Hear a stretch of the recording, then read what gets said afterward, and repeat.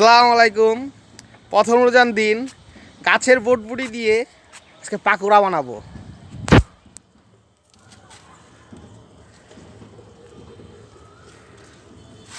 মাশাআল্লাহ, অনেক সুন্দর বটবুটি ধরেছে।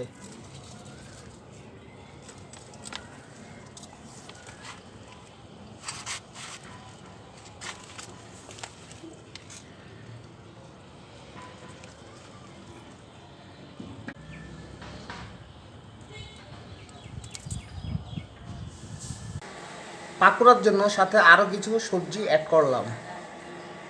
সব কুচি কুচি করে কেটে হলুদ, মরিচ, লবণ, মশলা, আদা, রসুন বাটা এবং